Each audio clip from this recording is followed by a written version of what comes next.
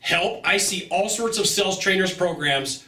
Who should I pick and who should I choose? I'm Scott Sylvan Bell. I'm coming to you live from Sacramento, California on a perfect day to talk about sales and a perfect day to talk about sales training. Now, I got to let you know, I see this question come up a lot in different forums and different places that I am. And I'm going to let you know from the very beginning, most sales training works when you stick with the process and when you stick with what's going on. You're going to somehow come up with a result. And you know, if someone's got a pretty good sized following, they've got a pretty good sized list, and they've got people saying this works, there's got to be a reason for it. Now, here's where salespeople fall down. They'll say like, I don't like this sales trainer for this reason, or this reason. And I'm like, look, you're looking for excuses to not buy.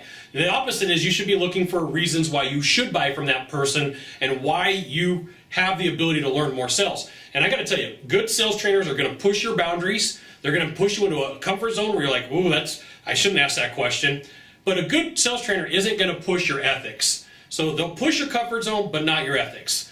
And so I see a lot of salespeople fall for this a lot, where they're like, I don't want to work with this guy because he's arrogant. I'm like, well, that's exactly probably why you should, because that tells me that you don't have that skill. Maybe you should learn how to be a little bit more arrogant. I'm not saying go all the way and be a jerk, but maybe that's a skill you should learn. So start thinking about like, why are the reasons why you don't want to work with a salesperson? I don't want to work with that guy because he wears Aloha shirts. I'm like, okay, well that's kind of crazy. I like my Ren Spooners. These things are like $110 each, right? I love Ren Spooner. Okay, well, I mean, does that mean that I don't have good content? Well, I mean, that's for you to decide. Does that mean that, like, you know, you don't like my personality? That's for you to decide, okay?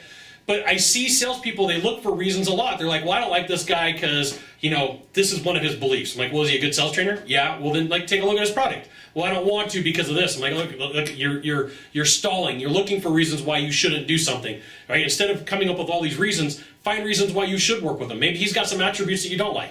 I can think of a lot of sales trainers that I've met that I'm like, I didn't like that guy from the offset, but I needed to learn something important from him, and I took something away from it. They had good coaching, they had good training, but I was this guy. I'm looking, I'm like, I don't want to work with that guy because of X, Y, and Z.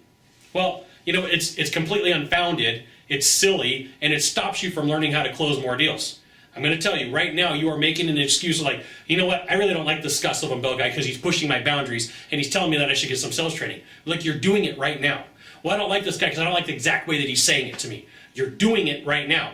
You got to find a way to, like, I really want to learn some sales training from this person. They're going to make me uncomfortable. They're going to make me a better salesperson. That's really the question, like, what can I learn from this salesperson that's going to make me better at what I do, even if it is uncomfortable, and even if I don't like the way that they look, or I don't like the way that they wear, I don't like that they have this or that. Stop looking for excuses and start figuring out ways that you can jump in and be like, I can learn something from this guy or this girl. There's plenty of fantastic sales trainers out there. There's a ton of them.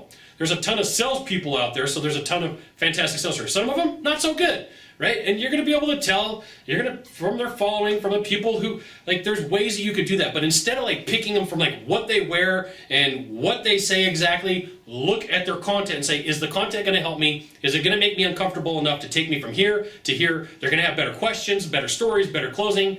Figure that out instead. So there you go. Instead of making excuses, look for some reasons why you should do it. Now, if you could do a small favor for me in the box down below, leave a comment, question, or story, that would be fantastic.